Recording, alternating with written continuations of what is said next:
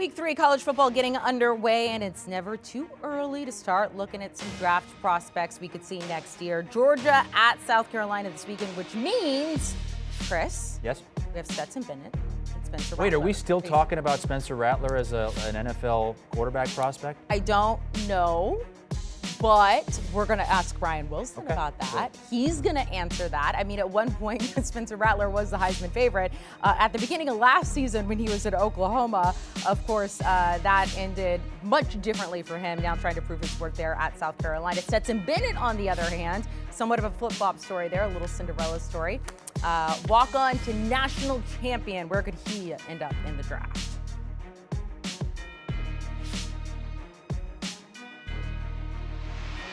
Let's welcome in our draft expert, Ryan Wilson, here to talk about some of the prospects. Maybe this weekend, throughout the season, Ryan, we're going to keep an eye on. Let's start with the #1 team of the nation, the reigning champs, Georgia Bulldogs at South Carolina.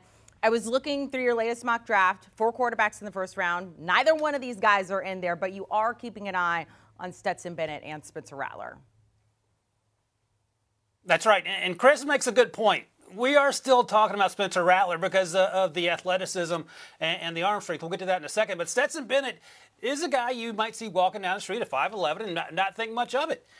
Turns out he's a really good quarterback. You mentioned he was a walk-on. He went to Georgia. He transferred to Jones Community College. Then he came back to Georgia, and he played the way he did last year. Had a really good showing in this Oregon game where they absolutely destroyed Oregon, had no answers.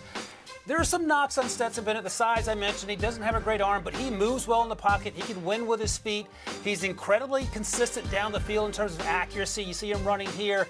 He plays with a bunch of first-rounders. That obviously helped his cause, but we'll see how that translates once he gets opportunities at the next level. He has a Senior Bowl invite, or he's on the watch list, excuse me. We'll see if he gets that invite, but he has certainly proven that. In terms of Spencer Rattler, I was talking to Scott about this the other day because he didn't look great in that Arkansas game. Again, the athleticism sticks out, the arm strength sticks out, the decision-making is troubling at times. But he was described as a developmental quarterback, and that's not something we think about when you talk about, as you mentioned, Amanda, a former Heisman hopeful near the top of the list going into the last season. Got benched for Caleb Williams, has since transferred to South Carolina. And as I mentioned, did a few good things against Arkansas, did a lot not so great things in that loss. So he'll have to continue to develop, but there are the tools there physically. It just hasn't shown up consistently yet, and we'll see if we get to that point by the end of the season. There, Chris, being athletic, that'll get you noticed. Draft prospects, Miami at Texas A&M this weekend. College Station Saturday night. Look, not a whole lot to love about A&M. In that last game, they did have a bright spot in the form of a running back, so Pete Prisco will love that in a prospect. Who are you looking at in this game? My #1 overall prospect, Devonta Ace. Not #1 overall. That's for Pete Prisco. He's a really, really, really good football player. He sort of got on the national scene last year with that huge kick return against Alabama where he turned it into overdrive. He has track star speed. He runs a sub-11 second, 100 meters, and you see him here. Here it is. See ya. If you don't get your hands on him, it's over. Now, he's undersized. He's listed at about 185. See him breaking tackles there. That's good news. He doesn't necessarily do that a lot between the tackles, but if he gets to the edge, that's a wrap. If there's a hole in between the tackles and no one gets his hands on him at the second level, that's a wrap. So those are the athleticism, the speed, all those things show up consistently on tape, and he is going to be an interesting guy to watch, especially when we get around to figuring out where he's going to go. He feels like a day 2 guy.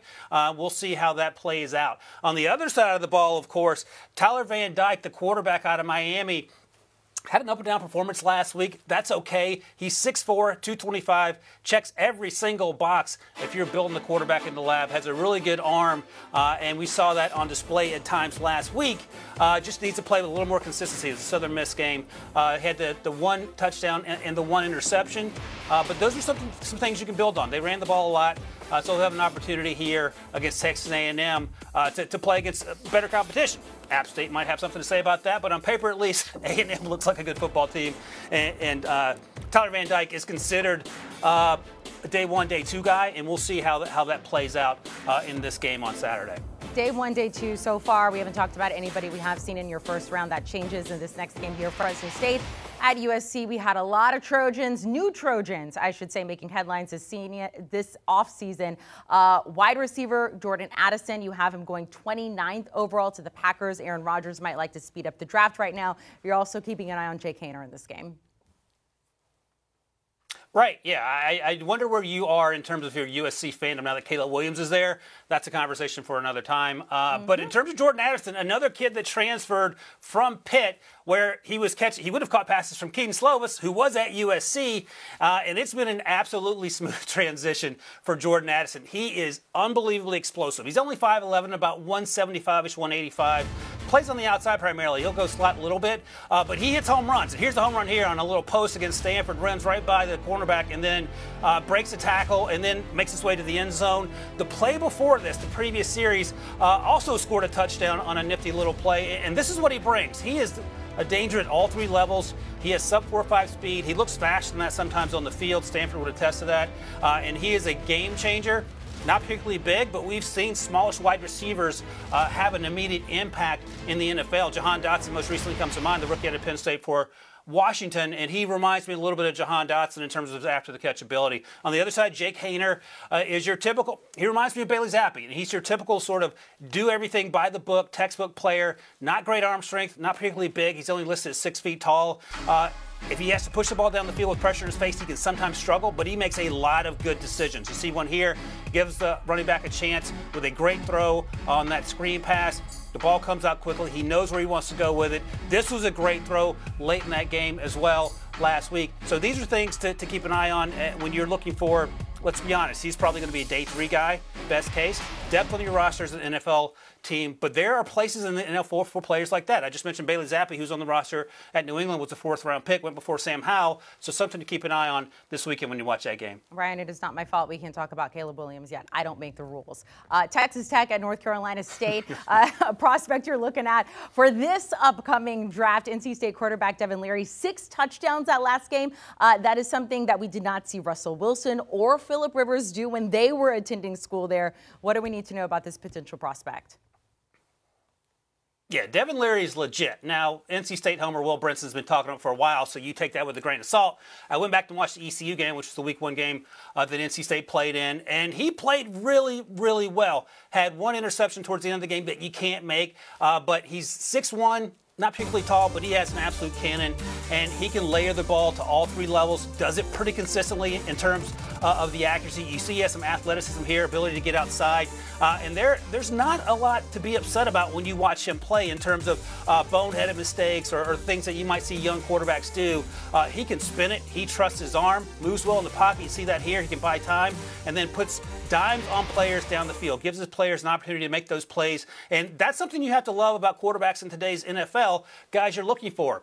Maybe a little Baker Mayfield in this game, but I think, 4 years ago we all loved Baker Mayfield. That's since changed, but I think Devin Leary has huge upside, and he's only going to get better, and the athleticism and arm strength to make those plays. He's not 6'4", but you don't really have to be to have success in the NFL these days. Ryan Wilson, we appreciate it. You can check out his latest mock draft on CBSSports.com. They're going to start coming fast and furious here, Ryan, as we work our way through this season. Ryan, also a member of the Pick 6 podcast, latest episode there. Brady Quinn joining the program. Talk about some of the biggest storylines heading into Week 2. Also some betting trends for the weekend. Make sure to download and follow. Do you want a sports network that delivers everything that matters about the game? The highlights, the picks, the instant analysis, no yelling, no fake debates, no politics. Hit the subscribe button and never miss a moment.